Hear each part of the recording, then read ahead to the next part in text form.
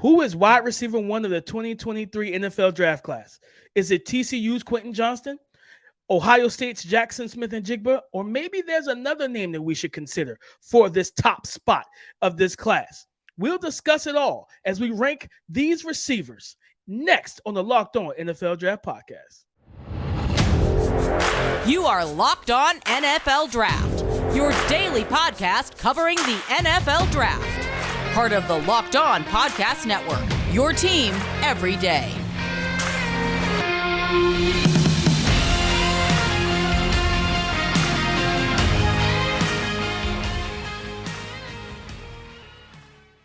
What's up, family? Welcome back to the Locked On NFL Draft Podcast, your daily podcast covering your favorite draft prospects, part of the Locked On Podcast Network, your team every day. I'm your boy, Damian Parson, always on the ones and twos. You can find me on Twitter at DP_NFL. I'm a national scout with the Draft Network and your favorite and local running back guru. And as always, to talk about championship rings and things, my boy from LSU, Mr. Keith Sanchez. You can find him on Twitter at The Talent Code. Keith, talk to him, baby. What's up, Locked On family? This is Keith Sanchez, senior draft analyst with the Draft Network, man. And like DP says, 2019 national champ. Yes, those LSU Tigers, man. But you know why we're here. The dynamic duo is here to talk championship level content surrounding the NFL draft, baby. It's our time. Yes, we're less than 10 days. We might be, 8 to 7 days away. It's almost, I think, a full week. Yeah, it's like a full week, 6 days or something like that. We're in Kansas City. The fireworks get started, man. But guess what? We're talking playmakers in this session, DP. We're talking those wide receivers, right? We have our list, man, 1 through 10. We're going to break them down into a couple segments, and then we're going to finish the show off with our guy, Ryan Tracy. Yes, you get to hear a familiar voice at the back end of the show, man. He's going to showcase his big board. But let's start off with these playmakers, DP. Rank your wide receivers 1 through 5, and I'll kind of go about mine and talk about mine also. And we may have some discrepancy in that we have to talk about in front of the people. I mean, we've had discrepancies all week, Keith, so let's get into it. But first, I want to give a quick shout-out to our sponsor, HelloFresh. Skip trips to the grocery store and count on HelloFresh to make cooking easy, fun, and affordable. That's why it's America's #1 meal kit. Go to HelloFresh.com/NFL60 and use our code NFL60 for 60% off plus free shipping. Keith, just going from one, we start. You like how we start up 1 to 5, so I'm going through 1 through 5, right? We got Quentin Johnston from TCU, Jaxon Smith-Njigba from Ohio State. I have Zay Flowers from Boston College, Jordan Addison from USC, Josh Downs from North Carolina is my 1 through 5. That's crazy. Because I have that exact same 1 through 5. And listen, same order. Same order, same exact order, man. I went Quentin, I went Jaxon, I went Zay Flowers, Jordan Addison. This is what I thought we was gonna have the biggest hiccup at, but we can talk about it. Period. Right? I think Quentin Johnston, Jaxon Smith, people swapping those guys, right? Who's ever's 1, 2, whatever. But I think the list, the part of the list that's going to confuse more people is the Zay Flowers ahead of Jordan Addison. I think that's a discussion point that we should have. We should talk about because I don't know your reasoning, but for putting Zay Flowers ahead of Jordan Addison. I know my reason, but why don't you talk to the people and let them know why you made that decision to put Zay Flowers ahead of Jordan Addison? Man, a tougher player in terms of, body control, strength, Keith, more explosive, the better athlete, right? A guy that actually can take the top off of defense, a guy that can win at all 3 levels, be so much more dynamic with the ball in his hands after the catch. But you even see things on film where they try to do like wide receiver, the wide receiver screen into a wide receiver pass downfield, and he's able to turn it into an end around and still get 15, 20 yards upfield. There was a play in 2021 where it was called back for a fluky penalty, but Zay Flowers got, they gave him a handoff, and he reverses field twice, finally works his way back to the opposite side of the sideline and takes it almost 80. He took it 80 yards for a touchdown. Like I said, it was called back, but it paints a picture of how dangerous this young man is with the football in his hands, Keith. And I know that he's like, I think he's like 5'9", listed at the combine, 5'9", maybe 5'10", somewhere in there. Yeah. I think he can play on the outside. You know what I mean? I'm not saying you put him at X, no. But what I'm saying is I think he has the strength, The play strength, the explosiveness, the quick twitch to where he can threaten DBs that want to get up on him in man-to-man coverage. And at the end of the day as well, you can back him off the line. You can put the slot on the line. You can put the tight end on the line, whoever, and then pull him off the line to give him kind of that Cooper Kupp type of extra space so he doesn't have to worry about getting, having to fight through the jam immediately. But when I look at just him and Jordan Addison, I just think he's the better player, the better dynamic guy that gives you more bang for your buck, Keith. Yeah, so with Zay Flowers, man, we've heard plenty of names, right? We've heard high-profile names, right? We've heard Antonio Brown before, talking about a smaller wide receiver that can win on the outside. We've heard Steve Smith, and then, from one of our guys, we've heard Santana Moss, right? And this is a name that's starting to be floated around, all which are very good players, right? And right. Two of those players have Hall of Fame type careers, right? And Antonio Brown and Steve Smith. And then Santana Moss, there's a Pro Bowl caliber football player. So even if he reaches Santana Moss level, you're talking about a guy that I think projects to be, really good. And then especially in this NFL, I think if you take a guy like what Santana Moss offered back in the, the 2000s, the mid 2000s, right? And you place him in this, talking about run after the catch ability and explosiveness, you get a very good play. And I think that's what I see with Zay Flowers. I thought about what, like when Kadarius Toney was coming out and, and we talked about, I even think we talked about Percy Harvin, right? Like on this with Zay Flowers, and all of those guys are guys that you can use in multiple roles, but they can also play wide receiver and be explosive mismatches. So I thought when I cut the film on DP, I watched them and how we did it, right? We watched all the wide receivers at one time, right? So that way we can, like bank them, right? Like we can watch this guy compared to this guy compared to this guy, and we can go back and forth. When I watched Jordan Addison, I watched Zay Flowers. Not a knock to Jordan Addison. I just seen a more explosive player, right? I seen more short area quickness. I seen more run after the catch ability. So I think this is the guy that has more of the playmaker ability in him, man. But listen, let's talk about Jordan Addison because that's still a polarizing name, right? Like some people still have him at receiver one, which is fine. We're not going to know for 2-3 years, and mostly it'll probably be situations, right, that will determine if these wide receivers are good. So I want to talk about Jordan Addison real quick, DP, and just what do you project him in his role to kind of be in the NFL? I think he's going to be a slot receiver, Keith. You know what I mean? A guy that moves the chains. He is good after the catch. He runs good routes. He understands how to stem and move guys off their spot. Yeah, let me ask you this then. Let's go a little bit more in detail. Is this a guy that still has Pro Bowl ability? Like, because we're talking about a top 20, top 25 pick. And yeah, I see your face, DP. I'm putting you on the spot, man. It's not Dave Drew, but I'm putting you on the spot, man. Is this a guy that has Pro Bowl ability? Because that's what the people want to know. I think it's going to be situational based. You know what I mean? Like, I think about Juju Smith when he was with Antonio Brown, right? Like, we've seen in some recent mock. I think we just did, a mock draft Monday this past week where he fell to the Vikings. And if you fall to the Vikings and teams are doubling and sometimes trying to triple team your boy, Justin Jefferson, then he's going to have a lot of advantageous opportunities. But if you draft him as your number one, I think you limit what he could be early on in his career. So I think it's going to be situational based, but I think he has the tools to be a Pro Bowl caliber receiver. Just depends on if he's going to be your wide receiver 2. I think the path is a lot easier for him. As a wide receiver 2, getting one-on-one matchups and things of that nature rather than trying to throw him in as a wide receiver 1 type of player, Keith.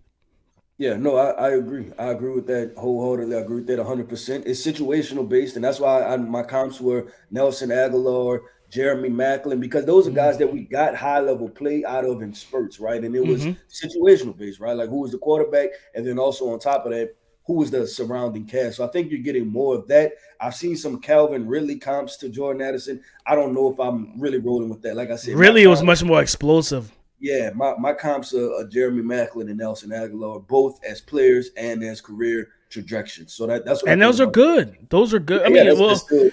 You want the Las Vegas Raiders Nelson Aguilar, who had almost 1,000 yards, but he was like wide receiver 3. He was behind like Darren Waller and stuff like that. He didn't have to carry the offense, but he was like their big play guy, you know what I'm saying, and really helped with Derek Carr. So I think, like I said, I think Jordan Addison still is a good player that you can have on your team and be happy with. It's just the wide receiver 1 talk was never really the thing for me. Yeah, okay, cool. Well, look, and then we rounded that list out with Josh Downs, right? And I gotta when we transition and we're about to transition, I have a conversation that I have to have, I guess, with myself, right, about this wide receiver ranking, man, and I'm gonna have to have a talk with myself. But man, coming up next, we're about to get into part two, right? Part two is this, man. We're ranking wide receivers 6 through 10, and that's still some high profile names. That's still, Josh Downs. That's still possibly a Marvin Mims. That's still, we haven't heard Rashee Rice's name in a while. Is this a name that's going to pop up? Is Kayshon Boutte name going to pop up in this second segment when we rank wide receivers 6 through 10, man? Because we know in today's NFL, you have to be able to go 3 wide receivers deep and able to make a playoff run, possibly a Super Bowl run. So coming up next, man, we're going wide receivers 6 through 10. Something exciting is coming to BuiltBar.com on April 22nd. I don't have all the details yet, but the excitement is real, and it's something you don't want to miss. If you know how Built Bar works, they have the most incredible protein bars in the world. I promise you, it's true, and they do amazing flavor drops with unreal flavors in a limited quantity. So mark your calendars and head to BuiltBar.com Saturday, April 22nd to be one of the first to discover what all the hype is about. I can't wait to see what the new flavor is. Make sure to use our promo code LOCKEDON15 and you'll get 15% off your next order. All right, Keith, the talent and depth in this receiver class is something that people talk about, right? You're talking about 6 through 10, Keith, with these wide receivers. Let's get into what our rankings look like. For me, from 6 on down. So I have at number 6, I have Tennessee wide receiver Cedric Tillman. I have Houston, our boy, Tank Dell. I have Xavier Hutchinson, Iowa State. I have Marvin Mims from Oklahoma, and then I rounded out at number 10 with Jaden Reed from Michigan State. Okay. We have quite a few different names, man. We have a couple of different names. So with number 6, I have Marvin Mims. I'm going Marvin Mims at number 6. And so my conversation was this, man, because I'm really close to pulling the plug on this, DP, and putting Marvin Mims in front of Josh Downs and putting Marvin Mims in my top 5. I'm so close to doing it. I know this is our final rankings, but listen, to the listeners, y'all might have to give me a little grace with this. This might be a last second change right before the draft, man, because it is so close from what I see on film. And I think Marvin Mims is just a little bit more explosive. It has the ability to take the top, but also play the slot position. So I have Marvin Mims. Then I went Iowa State wide receiver Xavier Hutchinson. Then I went Tank Dell. Then I went Jalen Hyatt. And then I'm going to go Jaden Reed. And then I have to give an honorable mention. And, people going to call me a homer for this, but it's okay. Kayshon Boutte. I'm sorry. The film is still good enough, man. Like, I get it. He didn't run a 4.3. He ran a 4.5 flat. Okay. You know what I'm saying? But when you watch the film, you still see a productive wide receiver run after the catchability. But DP, out of the list, man, what's a talking point that you think should be had? Man, I think for me is no Cedric Tillman for you, Keith. I mean, I know my boy was hurt. He was banged up this past year. Jalen Hyatt got all the love in that offense. But I think with him, man, you get a prototypical X type of receiver. He runs good routes for his size. A guy that can also has the body control to work the back shoulder fades, right? And he's a window extender. Like, because you could throw a helmet higher, he can attack it at the highest point. I feel like he's a more well-rounded, more expandable receiver than a guy that was his teammate in Jalen Hyatt, where it's like, hey, a lot of manufactured stuff, like majority of his production was manufactured. You know what I mean? Yeah. So DP, this is where I kind of landed with Cedric Tillman. It's 2 Michigan wide receivers that have been drafted, right? It's Donovan Peoples-Jones, I continue to get these guys confused. One is for the Houston Texans, one is for the Cleveland Browns. Donovan Peoples-Jones, and then why am I blanking on that? Nico Collins. Yeah, those 2. And they've been solid wide receivers. They haven't had best quarterback play neither. But that's when I thought about Cedric Tillman. I'm like, I look at him kind of in those like big body wide receivers. There is some quick twitch ability there. They can make some things happen. But I just didn't know if they were a top 10 wide receiver in this draft. But that's what I kind of comp Cedric Tillman. And I like both of those guys, right? You're talking Nico Collins and Donovan Peoples-Jones. I think they both could be productive if they have adequate quarterback play, but just with their situation is just not there. So that's why I kind of felt with Cedric Tillman, man. And then I'm looking at, we talked about Tank Dell. We did a whole segment on Tank Dell so people know how we feel about him. But, man, I got to highlight my guy, Xavier Hutchinson from Iowa State. If he goes to the right situation, I'm telling you, I don't know if we have any fantasy people on here. Watch out. The dude is going the top, I think 6, 7, 8 catches, route running, touchdowns. He's going to be able to mix everything. He just reminds me of somewhat of Keenan Allen. And I know that's like a glorified thing, but just the way he goes about the game, his approach, route running, preciseness, he just reminds me of Keenan Allen something.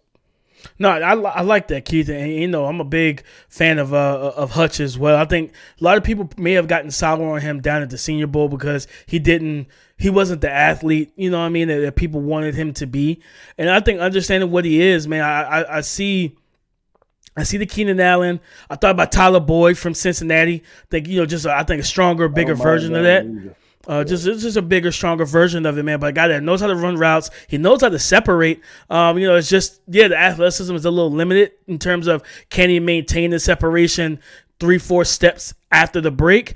It maybe not, depends on the type of corner, right? Like if it's a high octane type of athlete that transitions and can gear back up, yeah, those guys are gonna get back in phase on him. But he's got ball skills, he's strong, like he's got body control, he's got a lot of different things that you like, man. So yeah, is he gonna be your bona fide number one wide receiver?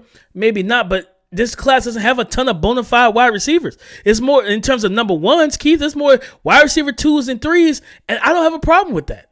Yeah, no, I agree, and that's why you have to kind of separate. Okay, do we want to? Because it may be wide receiver rankings 2 through 7, right? It's all guys that's 5'10", 5'11", 180 pounds. But you may have to skip over some of those guys if you already have a slot wide receiver, like if you're a team drafting, right? And you need a bigger body wide receiver. So now you're drafting wide receiver 8. And so you have to feel comfortable with that, right? So that's why you list off the names of Xavier Hutchinson, right, from Iowa State. You list off the name, who did we just talk Cedric about? Tillman. Cedric Tillman from University of Tennessee, Jonathan Mingo from Ole Miss, right? These bigger body wide receivers, even our guy Grant DeBose from Charlotte. Yeah. That's another name to throw into the mix when you're talking about bigger body guys, because they're going to have some value because this wide receiver class is so small, man. So I think that's going to be an interesting dynamic to see which teams reach based on what their team already has, as far as if they have a big body guy, a small body guy, and what is their need with that. So I think that's going to be fairly interesting, DP. No, 100%, Keith. And I think, you talk about, Kayshawn being your honorable mention. Jonathan Mingo was mine. Like, I love what this young man can become. I love, just the versatility. He's used to lining up all over the place. And I think the potential is high for him once he gets into a solidified role in the offense. Lane Kiffin played this kid at X receiver, slot receiver, put him in the backfield as a halfback, put him as a off-the-ball H-back tight end. He lined him on the line as an inline tight end. They moved him all over the place because he was comfortable, but that also shows the coachability with this young man. He'll do whatever it takes for the offense to be successful, but I think he gives you a prototypical X receiver role, and the comp that's out there for him, the high end comp is his former Ole Miss wide receiver and Philadelphia Eagles receiver AJ Brown in terms of the body type, the speed, the athletic profile. But you got to he's a little more raw in terms of just playing full-time receiver because they just Lane Kiffin offense just put them all over the place, Keith. Yeah, and from that, man, I got a lot of Deebo Samuel-esque. Yep.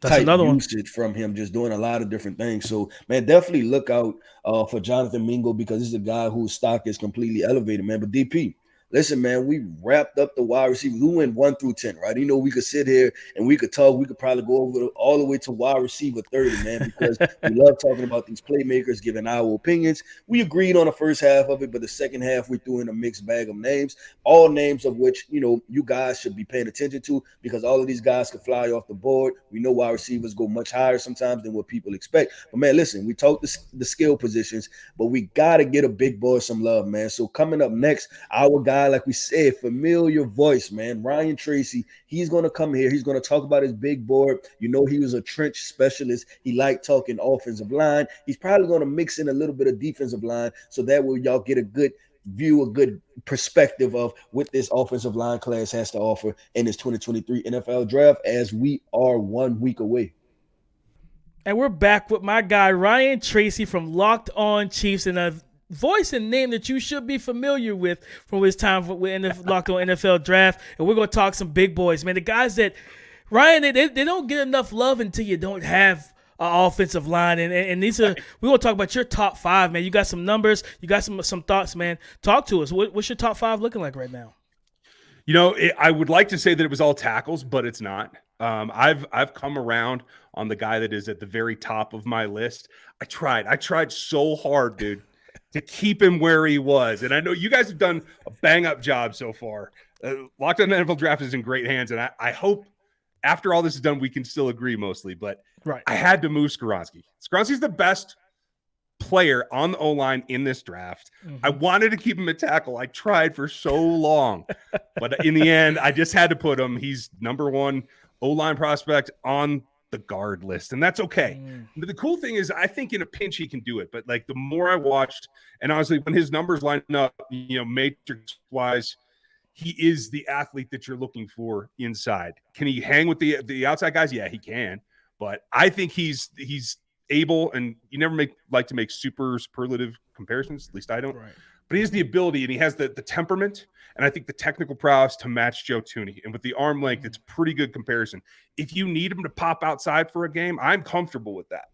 Yeah. But long and short, where can he be elite for you? It's in at guard for me.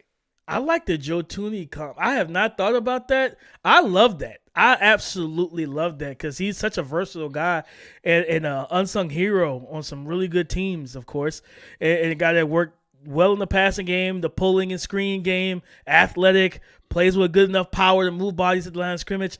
I love that comp, man. I love that comp a lot. Thanks. And it's technical, right? That's the thing is like he's better with one arm, especially to the inside as he manages his space. Him in a situation where he's the guy looking to help, I mean, it's a done deal. You can do whatever you need to do. His base is the best in this class, in my opinion. There's a couple other guys that I had to go back and forth with. But in the end, pound for pound, he's the dude. He's at the very top of mine. The question then becomes, what do you do at the tackle spots, right? I'm still there. And it became the more I got through it, it's still Broderick Thomas at the top of the tackle list. But it's a floor versus ceiling debate.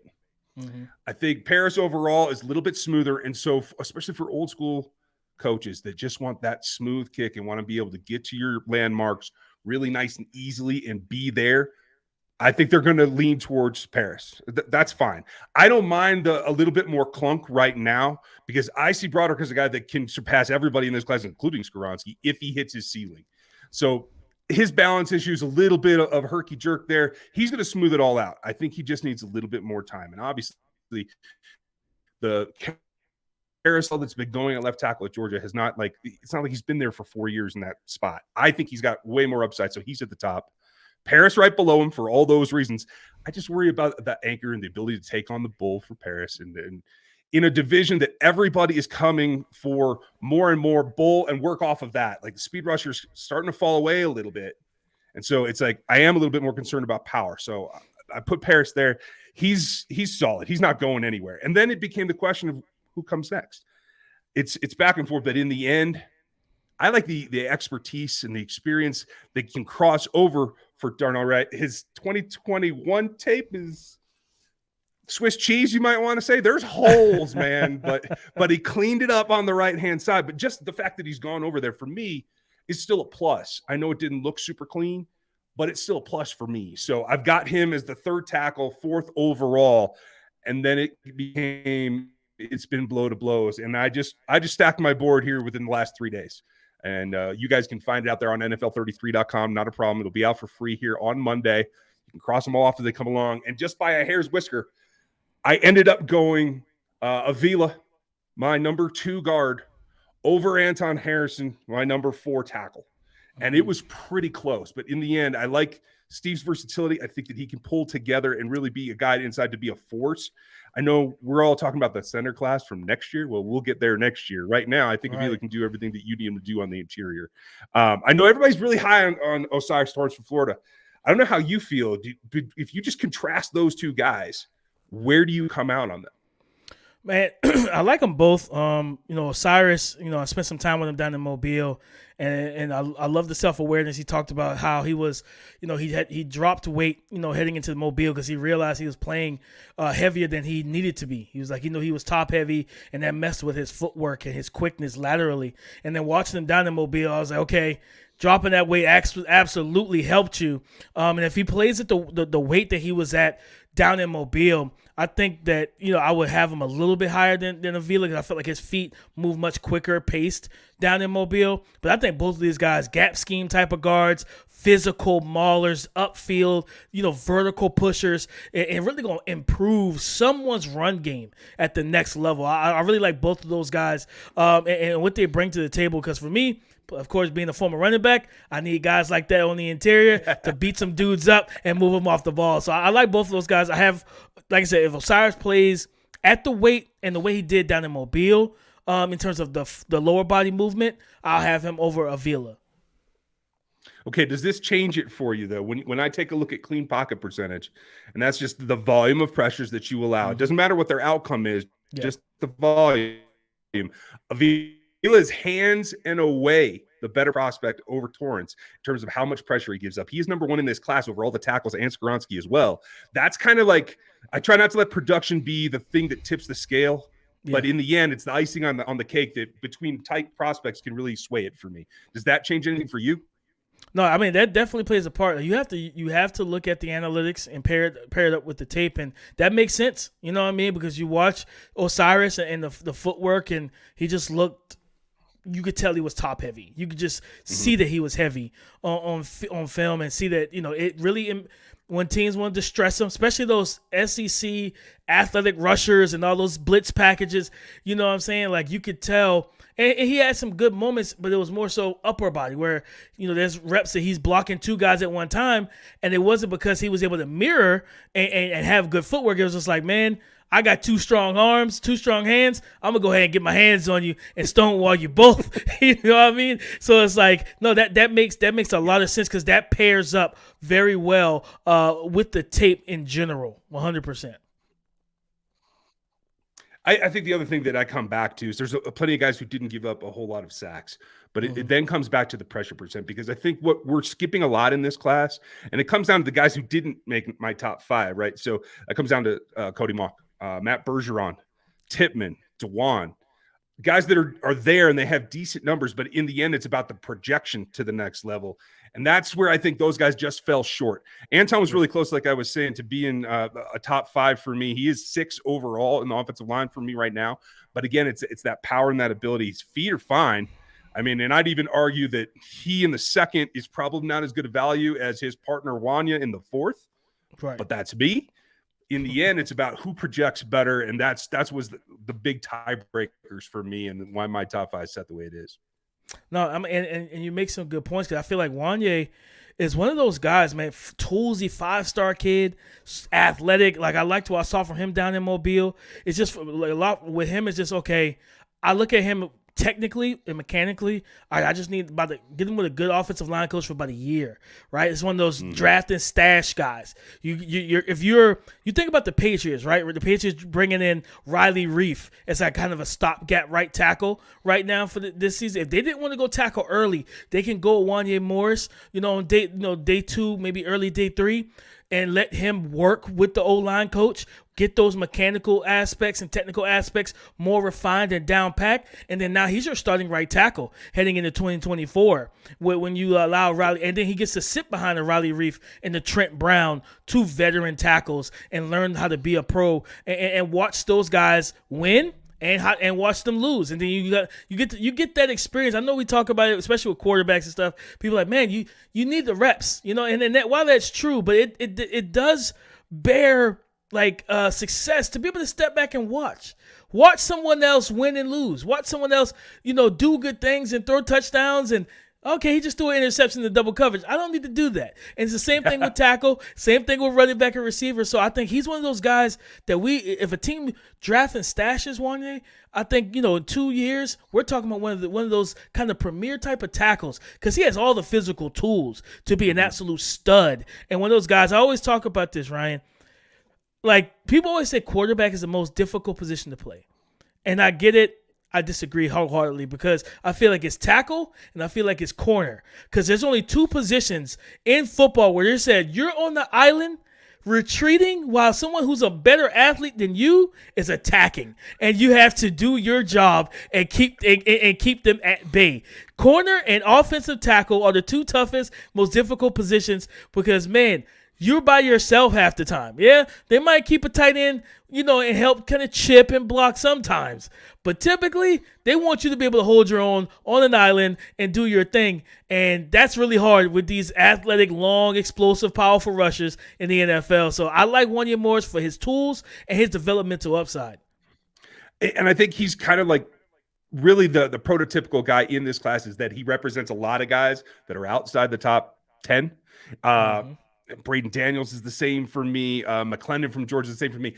Pad level's crucial. Like, back to fundamental football. Get your pads down and don't give your chest away. And I'm going to be much happier with you. And I agree. You can learn that by watching a vet do it. And I think that is the transition that those guys need to make. No, not. I will not disagree with you because it makes so much sense. And it's just, we family listeners, we're just saying that to you. So if your team drafts one of these kids, one of these young men on late day 2, day 3, and they're not starting week 1, that's not a bad thing. Allow them to grow and develop. Woo-saw, take a breath, trust the veterans that you have, and just say, hey, I'm believing in the plan for this young man. That's just how I look at it, guys. But listen, Ryan, before we get out of here, go ahead and tell the people about your draft guide that you guys did a wonderful job on. Thank you. I appreciate that. And folks, if you remember from last year, we've upped the ante. It's not just the athleticism metrics and all the production. It is tied in with all of our film work as well. And we did an algorithm this year to try to make it a little bit more seamless. So now you get an overall grade that ties all three together, much like the discussions go on in every war room across the league. You can get in our room right now at rogueapc.com. Go over there and use the code MATRIXLOC. You can use that right now and get yourself a discount. I think you'll dig it. It's a nice companion to go through the draft as you're listening to the guys here. Make sure you're listening to Locked On NFL Draft as we go through. This is going to be a lot of fun. First time we've all had all this stuff coming together. I'm looking forward to the draft. I hope I can stay awake for it all right now, to tell you the truth. I have to stay awake. I'm going to be in Kansas City while it's going on, so I have no choice. I have no choice. But maybe we can link up and grab some dinner while we're down there, brother. Listen, guys, we appreciate Ryan, for coming on and ending the show out with us, and we appreciate all the love and support, especially to all our everydayers, man. For y'all making Locked On NFL Draft your first listen every day, Monday through Friday. Go subscribe or follow for free on YouTube. Wherever you listen to podcasts, get the latest episode as soon as it's available. Listen, it is Happy Friday. The weekend is up. And guess what? Next Monday, we got Mock Draft Monday, the final mock draft of the 2023 NFL draft season, because it's draft week. So tap in with us next week. Me, DP, your boy Damian Parson, on Twitter at DP_NFL. Ryan Tracy, you can find him on Twitter at Ryan Tracy NFL. And shout out to my boy from LSU, my co-host Keith Sanchez, who's not here with us. Find him on Twitter at The Talent Code. Come and join the conversation again Monday on the Locked On Podcast Network. Your team every day.